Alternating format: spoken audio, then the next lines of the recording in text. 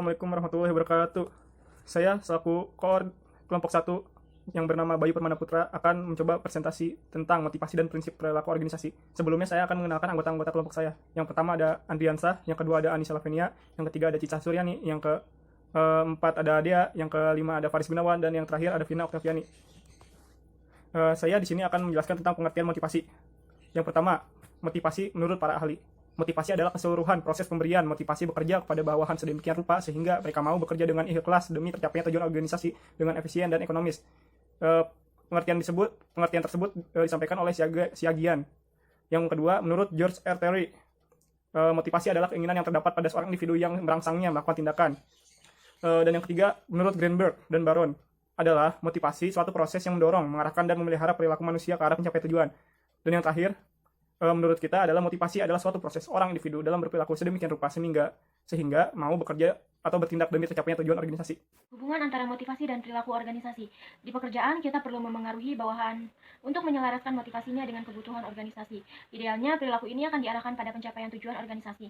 Sementara itu, Newstrom mengemukakan bahwa sebagai indikator motivasi adalah yang pertama, engagement merupakan janji pekerja untuk menunjukkan tingkat antusiasme, inisiatif, dan usaha untuk meneruskan. Dan yang kedua yaitu komitmen. Komitmen adalah suatu tingkatan di mana pekerja mengikat dengan organisasi dan menunjukkan tindakan organisasi kewarganegaraan. Dan yang ketiga yaitu satisfaction atau kepuasan, merupakan refleksi, pemenuhan kontrak psikologis, dan memenuhi harapan di tempat kerja. Dan yang terakhir yaitu turnover, merupakan kehilangan pekerja yang dihargai. Jadi, motivasi pada umumnya berkaitan dengan setiap tujuan, sedangkan tujuan organisasional memfokuskan pada perilaku yang berkaitan dengan pekerjaan.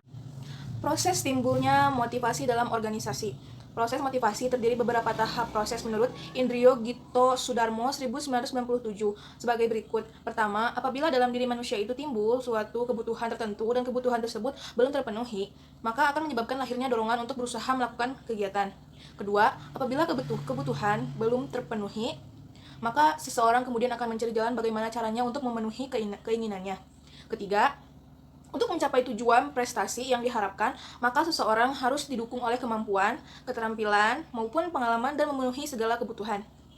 Keempat, melakukan evaluasi prestasi secara formal tentang keberhasilan dan mencapai tujuan yang dilakukan secara bertahap.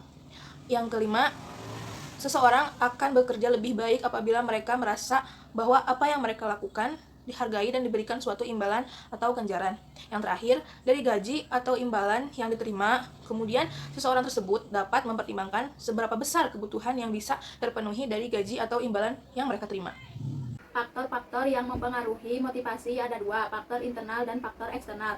Faktor inter yang dapat mempengaruhi pemberian motivasi pada seseorang antara lain: 1. Keinginan untuk dapat hidup, 2. Keinginan untuk dapat memiliki, 3. Keinginan untuk memperoleh penghargaan, 4. Keinginan untuk memperoleh pengakuan, 5. Keinginan untuk berkuasa. 2. Faktor eksternal. Faktor eksternal yang juga tidak kalah dalam melemahkan motivasi kerja seseorang. Faktor-faktor eksternal itu adalah 1. Kondisi lingkungan kerja, 2. Kompensasi yang memadai, 3. Supervisi yang baik, 4. Adanya jaminan pekerjaan, 5. Status dan tanggung jawab, 6. Peraturan yang fleksibel. Organisasi. Organisasi berasal dari kata organon dalam bahasa Yunani yang berarti alat. Pengertian organisasi telah banyak disampaikan para ahli, tetapi pada dasarnya tidak ada perbedaan yang prinsip.